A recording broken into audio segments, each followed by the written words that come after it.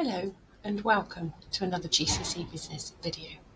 Today we'll be looking at business activity and the purpose of business. So first of all, let's look at some definitions because definitions are key throughout the course. When you get to an exam, it's really important that you understand the definitions.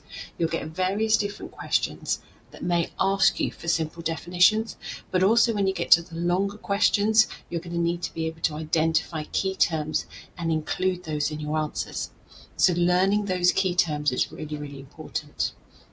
And obviously one of the most basic key terms and basic understandings is what a business is. So a business produces goods or services to satisfy customer needs.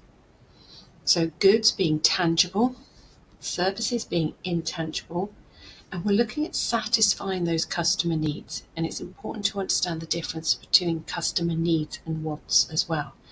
So customer needs are the things that we actually need in order to survive. Customer wants are more like desires, things that we desire to have. A lot of the things that we actually own are more wants than needs. But from a business's perspective, what we need to identify is what our customers' needs and wants, and then we go and make products or communicate to them about the products and goods and services that we have that they potentially may want. So let's have a look at the purpose of business. Ultimately, for most businesses, the purpose is to make profits. When we set up a business as an entrepreneur, we're going to want to do that for a number of different reasons. But most of all, individuals will want to make profits. If you're a shareholder and you own part of a business, you're going to want profits to be high, so you get high dividend payments. Even as a not-for-profit organisation, they're still going to want to make profits because they can put that money back into the business, make the business grow, make it more efficient, and also use that money on the various different charities and organisations that they support. So to make a profit is really important. In times of hardship, for example, when we were going through COVID, a lot of businesses wanted to make money, but in order to survive. So if you're a new business, it might be that you're looking at survival first and foremost, but ultimately profit maximisation in the future. In order to make those profits, we need to meet customer needs, and understanding our customers is really important. What do they need? What do they want? Who's buying our product? What age are they? What gender are they? What income are they? Is there a difference between the consumers that we buy? Are we targeting our products at a certain type of individual? Or are we targeting it at a mass market? So we need to meet those customer needs. If we're not meeting customer needs, we're not going to be successful. And then thirdly, we may actually, for time to time, purpose of business is for an ethical cause. Sometimes businesses mix ethics and society. They want to put something back into society. For example, a company might want to make money and be environmentally friendly. So they're actually doing the two in one. So there are lots of different reasons why businesses are here. Lots of different reasons why people set up businesses. But those usually are the three most important or most common. So let's have a brief look at the types of business activity. It can be divided into three different segments for business. Businesses are either in the primary, secondary or tertiary sector.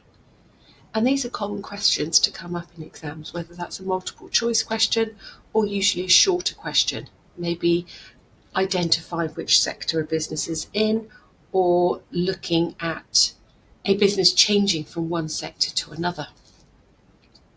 The primary sector is about raw materials, extraction of raw materials. So you think farming, fishing, mining, anything where you are using the land to produce goods. Secondary sector, this is where stuff gets made. So factories, car manufacturing, bakery, anything where you're turning the raw materials into products. So manufacturing, construction, that's your secondary sector. So the secondary sector will rely on the the primary sector for the raw materials. Once the goods have been made, they will go on to the service sector. And so service sector is the service sector. It's not just selling the goods that have been made from the secondary, but it's also offering an intangible service. So shops, banks, hairdressers, delivery companies, anything that serves the customer directly. And that's the important bit to remember. Anything that serves the customer directly. So in this example, I've got here a chocolate bar. Cocoa beans are grown, and that's the primary. They're turned into chocolate in a factory, which is the secondary, and finally sold in a shop, which is tertiary. Now, we really need to remember, though, that tertiary is not just the selling of the product. It might be the actual doing an activity, serving a customer directly. So hairdressers, although you're not actually buying a product, they are giving you a service. So we have the primary sector, the secondary sector, tertiary sector. Primary sector being the extraction of raw materials, secondary sector being manufacturing and construction, and tertiary sector being the service sector. Now, what we also have are different sectors of the economy. So we looked at sectors in industry, here business activity, but we have sectors of the economy that we need to understand as well. We have the private sector, and these are where businesses, companies are owned by individuals. Their goal is profit maximisation. So businesses, doesn't matter what size they are, doesn't matter if the business ownership, if they're owned by individuals or companies, they are the private sector. Public sector organisations are owned by the government. So those organisations are often there for the benefit of individuals, but they are owned by the government. And then the third sector, which are charities and non-profit organisations. And they are there to help people. They are there to support causes. So privately run companies and privately owned companies are in the private sector. Companies that are there for us and that are owned by the government are the public sector. And the charities and non-profit organisations who are there to help people and support causes are in the third sector. So let's have a look at a case study. We have 3 different examples here: Tesco's, NHS and Fairtrade. And I'm just going to give you 20 seconds to have a think. Which one of these appears in which sector? Who owns these companies? How are these companies run? Have a think and we'll move on and we'll have a look at them in more detail. But when you're in an exam situation and you have a case study, try and start thinking and broadening your mind, thinking around the topics that you're reading about, expanding your ideas, write your notes on the case study. You should start having ideas when you see these type of companies. So let's have a look at an exam question. Explain one reason why a business might exist other than to make a profit.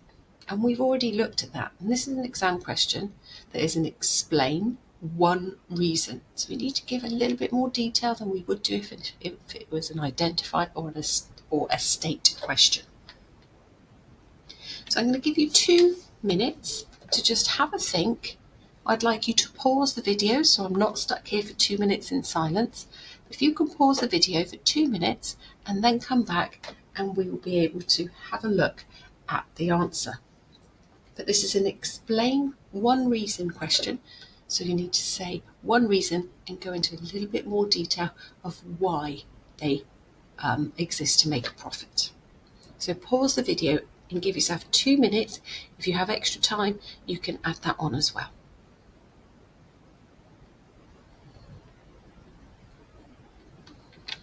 Okay, here's the answer. A business might exist to meet customer needs, such as the NHS providing healthcare services.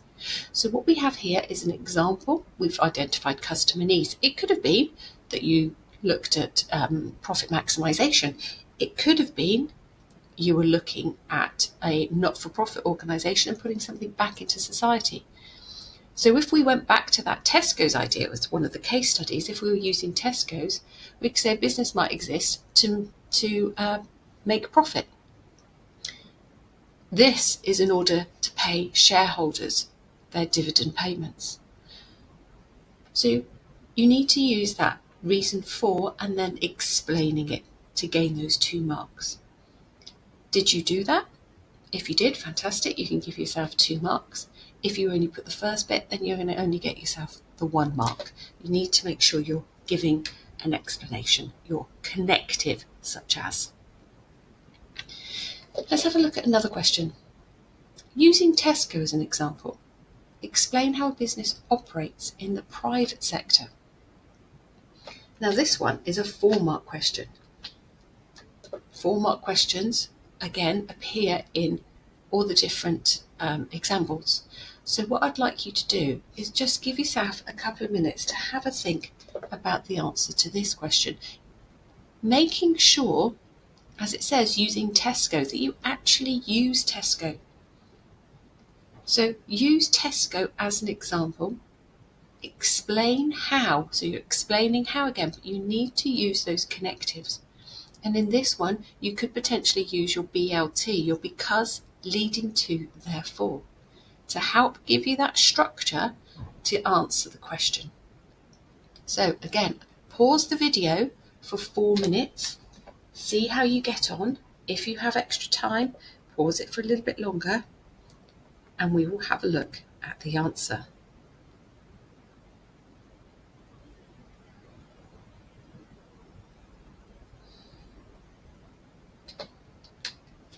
Let's have a little look then.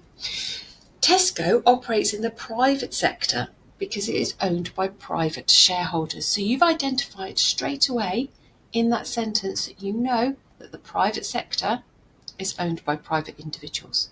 And you've identified that you know that Tesco is owned by shareholders. So Tesco operates in the private sector because it is owned by private shareholders, not the government. It aims to make a profit by selling products such as groceries and clothing to customers. As a private sector business, Tesco can make its own decisions about what to sell, how to advertise, and where to open new stores. Any profits it makes can be reinvested in the business or paid out to shareholders as dividends. So the answer here has explained a really good understanding of who Tesco's are and how the business works.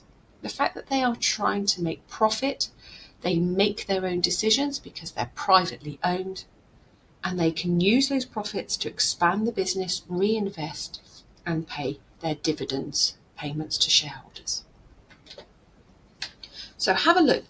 Were you able to come up with an idea, explain it using key terms and using a structure such as BLT that will be able to give you more depth to your answer?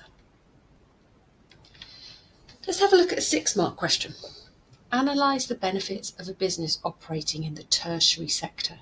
We know tertiary sector is the service sector. Here we're analysing the benefits, and there's benefits, not just one. This obviously wants more than one. So it's important when we read these questions that we understand the demand of the question. What is the question wanting us to do? So analyse the benefits. What are they? Go into detail about these benefits of operating in the tertiary sector, the service sector. So I'm going to give you 6 minutes here. I'd like you to pause the video, give yourself 6 minutes to have a go at this question, and then we'll have a look at an answer. Now again, if you have extra time, you can give yourself a little bit extra time to do it. You're analysing the benefits and it's of the service sector. So pause the video and I'll see you back here in 6 minutes.